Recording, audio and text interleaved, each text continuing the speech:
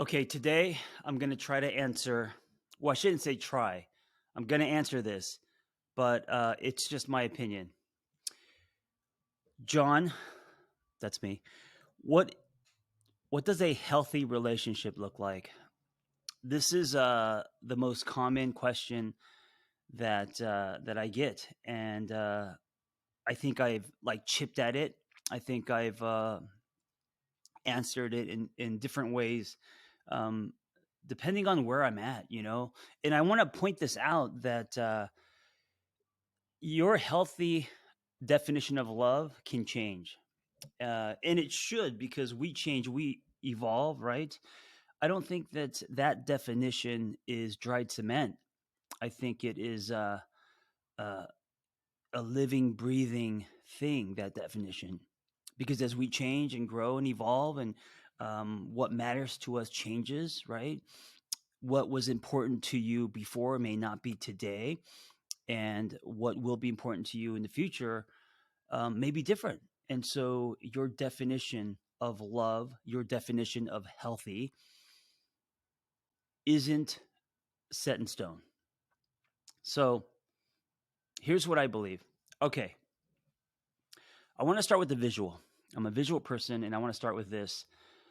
Uh, I said once, I said once on social media that I found this in a yogurt ad, this visual, and someone corrected me and said, "No, John, that was a Viagra ad." Okay, I don't know where I found it, but I remember seeing two people in their own separate tubs.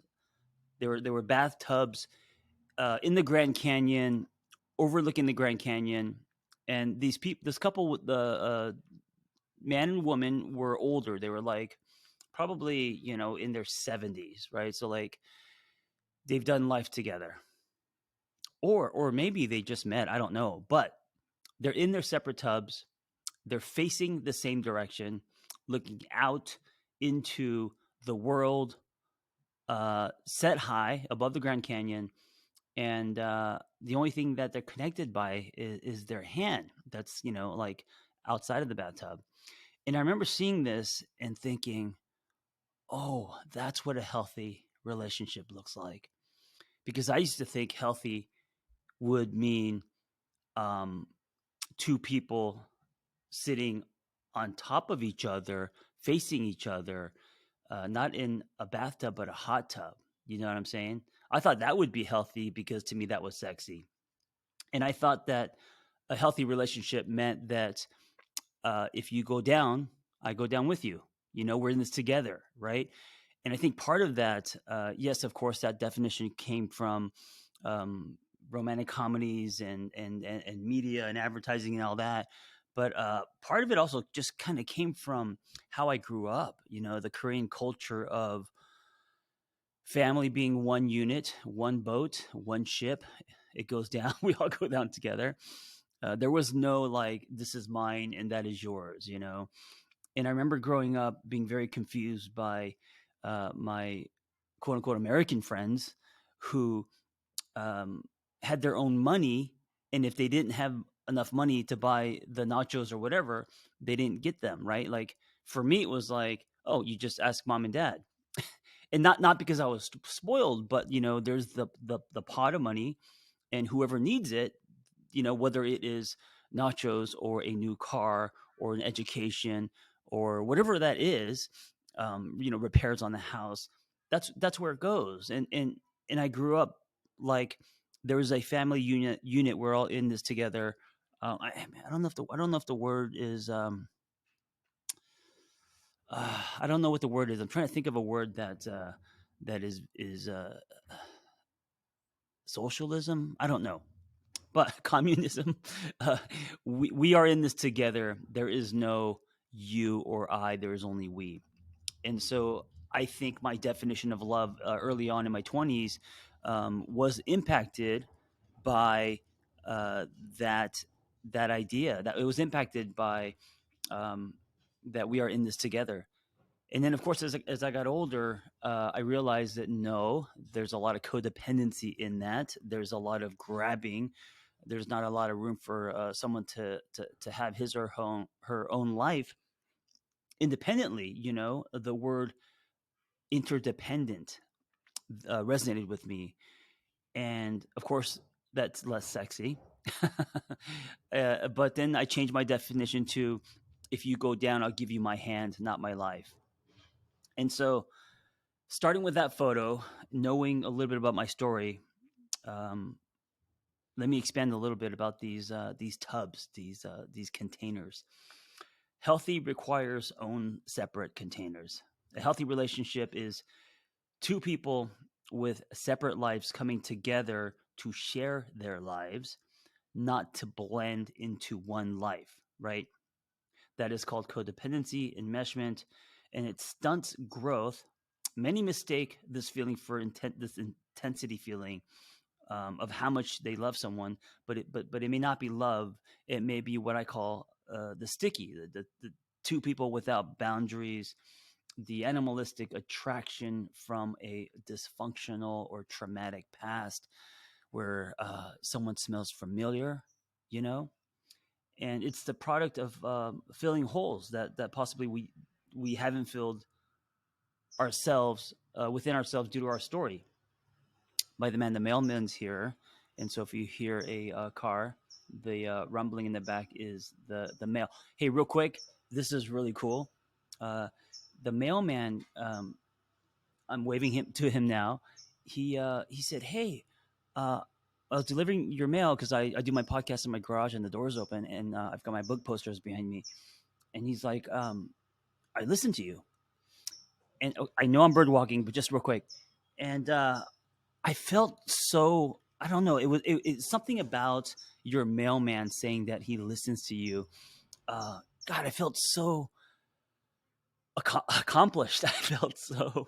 It's different than someone coming up to you on the streets because they follow your social media. I mean that's pretty amazing too. But like the person that delivers your mail listens to your podcast. I don't know. It blew my mind. I also felt very insecure, and I felt like, oh shit, will I d- is it good? Do I need to do better? Um, I don't know. Anyway, I thought I'd share that because I just saw him roll up. Okay, so back to filling holes. This happens because we are making decisions based on how we feel instead of what we can build. And this is part of my new definition of healthy. Is of course how you feel is huge, a part of a relationship, but it's also what you can build. Do you have capacity? Does your partner have capacity? Is what you both are building greater than you, and can that be built? Do both of you guys have the tools and the alignment and the values and the communication and everything that it takes for that to be built, right? So it's not just hanging on attraction and chemistry. Now, of course, there needs to be attraction and draw. I am a big fan of attraction. I don't believe in relationships where it's just logical and I'm working on the attraction and hopefully it kicks in one day. I think life is too short, to be honest with you. So yes, of course, there has to be attraction and draw, but sometimes, and this is my point, that stems from something that smells familiar when we were younger, and since no one enters childhood or no one enters adulthood unscarred, that attraction can actually be dysfunction. And it's our job to kind of process and decipher, is it truly attraction? Am I attracted to this being? Or is it residue from my past? Is it dysfunction? And you're going to know by the functioning of the relationship. You're going to know if it's really attraction or if it's dysfunction based on if the relationship is um, dysfunctional, if it's toxic, if it's disconnecting you with you, right? Over time. Probably not the first 2 weeks you guys meet, because that's you're gonna think you found your soulmate, right? Especially if there's that underlining sticky. All right, I thought love meant we were one. We do everything together. There is no you and I. There's only us. This is teenage love. This is young love. That's what I believe today. This is a poem. This is a romance novel, a Korean drama, an episode on Telemundo. It is not healthy love. All right. So, what is then healthy love? Healthy love requires facing in the same direction, not at each other. This means doing life with each other, not for each other, not around each other, not at each other. I think when we get into relationships, we can subtly start to control the other person without even knowing it. I've been guilty of this.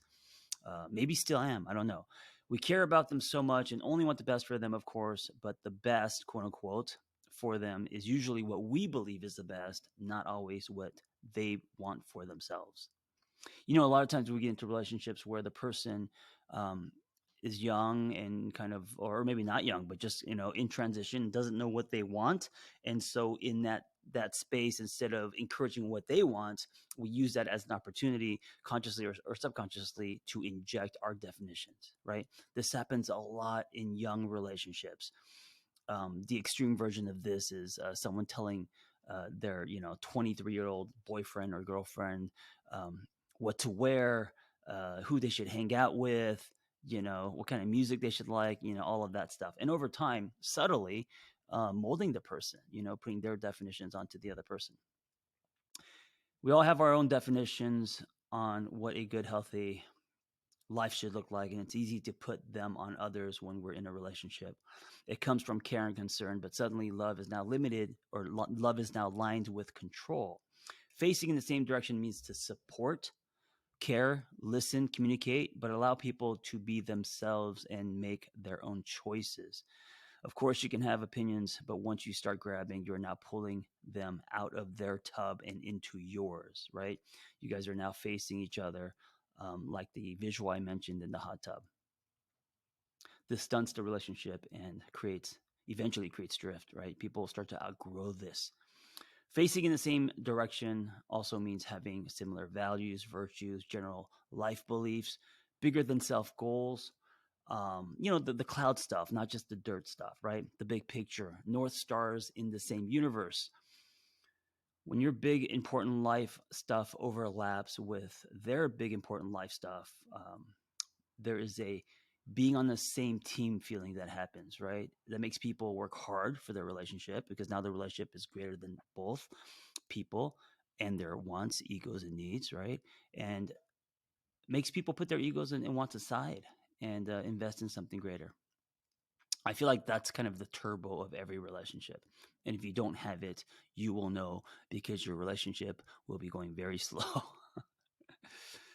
Healthy love requires fire in between. What does fire mean? Yes, attraction and chemistry and great banter and hot sex, sure. But at the end of the day, fire means trust, because without trust, none of the above is possible. So trust is what keeps you guys warm. It's what creates glue and produces connection. And like fire, trust needs to be fanned and fueled. It's not just given, right? You have to earn and constantly build that trust so it's strong. And this means consistency, and trust is being earned. And once you stop earning trust, the fire between you guys may slowly die. The other piece to this is resentment. I think resentment is one of the biggest fire extinguishers. So if you are resentful, if you are holding on to things that you have not started the process of forgiving, and if your partner is as well, um, that shit eventually erodes a relationship. And it's hard, because you think, am I really resentful? Because it's not that big of a deal, and I'm just kind of, I don't want to make a big deal out of it. But what happens is it becomes like stones in your shoe. They are pebbles in your shoe, like small little things that you're like, it's not that big of a deal. I'm not mad. I still love my partner. But you got to be honest with yourself. And if there is resentment, you got to own it. You don't put that on your partner. It's you and your journey. Now you could share your journey with your partner, but it's you and your journey to say, hey, listen, I gotta start forgiving my partner for this. I gotta start accepting him for who he is. I got to start. What does that look like? And that's my work. And that's what I want to do. Now you can tell your partner what you're up to, not to get brownie points, but this is what you want to work on. And hopefully your partner will be doing the same, and that's going to produce glue. But a lot of people just hold on to that resentment, and then they wonder why there's no fire, or they wonder why, they stopped having sex, or that they talk to each other in a way that isn't kind. A lot of it comes from this resentment, this plaque, this buildup, over the years. Many believe trust is built. Um, Many believe trust is built in because it's been, like a certain amount of time, right? So, like, a lot of people equate trust with, okay, if I've been with someone for 5 years, that means that there's a lot of trust. Well, yeah, if the trust has been earned consistently over time, sure. But just the fact that you've been with someone for 5 years doesn't give trust um, legs, right? Or like if you guys exchange vows or if you guys live together, yes, all of that can definitely add to building trust, but trust again is built. It's not just given. A healthy relationship means separate life spaces, facing in the same direction, right? Common outlook on life, value systems, and fanning the fire in between, earning trust. So let me repeat this because as we get toward the end here, I'm trying to bring it all together. A healthy relationship means separate containers, right? The separate bathtubs, not a hot tub, facing in the same direction. And that means common values. That means whatever you want that to mean, but you're facing in the same direction. You're both what you find value in life. Yes, of course, it could be different, but there has to be some overlap. Um, things that are greater than and that's what makes you you guys hold hands, and that common outlook on life is forward facing. And then fanning the fire in between means earning trust. It means uh, forgiveness, letting go of resentment. Without these three, your relationship will not have legs. It may feel powerful and sweep you off your feet, but healthy relationships are about more than moments and powerful feelings. Healthy relationships are built. They require time, work, patience, and a deep look inward often. But nothing starts without a definition. Well, I don't know if that's your definition. That is mine. And when I say in looking inward, I just want to note real quick that includes taking ownership. That's a big piece of this as well.